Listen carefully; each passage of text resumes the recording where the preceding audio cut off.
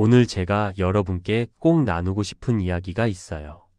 우리가 매일매일 수행을 하고 또 마음 공부를 하는 그 궁극적인 목적이 도대체 무엇일까요? 경전도 많고 가르침도 넘쳐나지만 사실 그 모든 길의 종착지는 딱 하나예요. 바로 우리 마음을 가로막고 있는 장애라는 녀석들을 걷어내는 것이죠. 불교에서 이 장애를 니와라나라고 부르는데 이게 참 재미있어요. 문을 닫는다는 뜻이거든요. 우리가 어떤 근사한 건물에 들어가려는데 현관문이 굳게 잠겨 있으면 그 안에 있는 안락함이나 평화를 누릴 수 없잖아요. 수행도 똑같아요. 우리 마음의 문을 굳게 닫아 걸고 깨달음의 방으로 들어가지 못하게 하는 이 족쇄들을 어떻게 풀어낼 것인지, 그게 오늘 우리가 풀어야 할 가장 중요한 과제입니다. 제가 예전에 수행하면서 마음이 참 많이 흔들릴 때가 있었거든요. 그럴 때마다 아잔 차 스님께서 들려주셨던 일화가 늘 저를 다시 세워주곤 했습니다.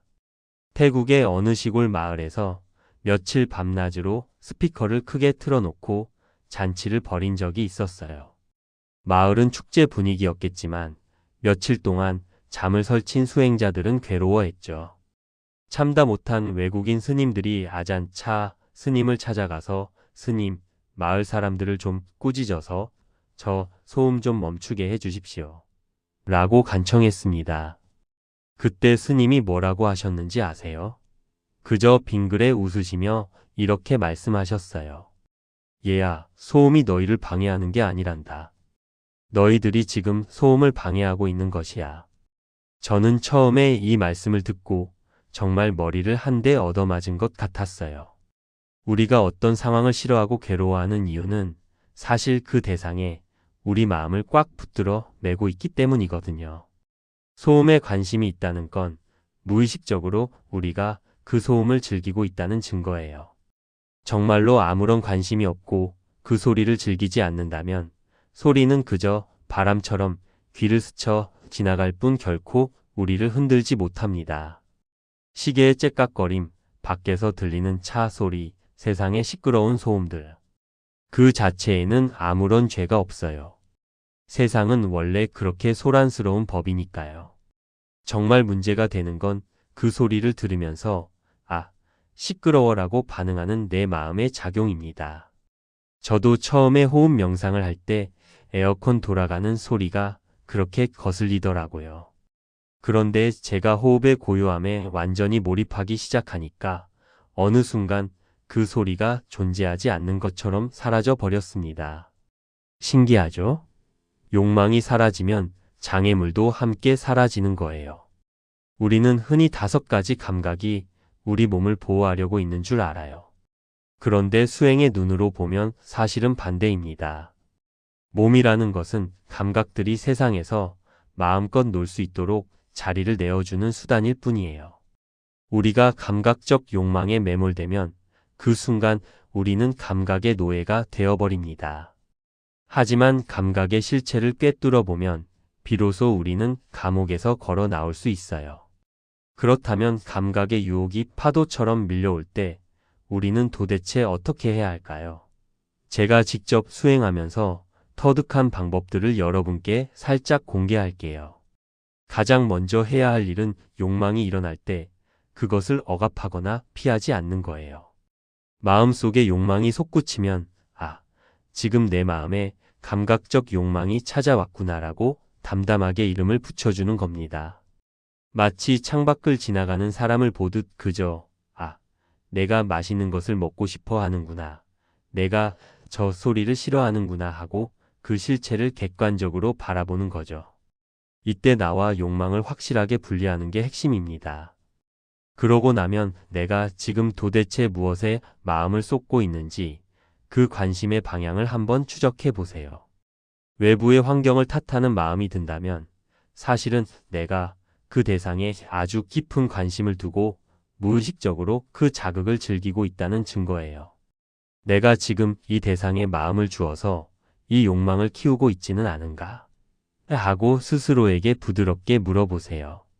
그 다음에는 대상과 나 사이의 관계를 다시 보는 겁니다. 대상에는 아무런 죄가 없어요. 시계는 원래 째깍거려야 하고 세상은 원래 소란스러울 수 있습니다.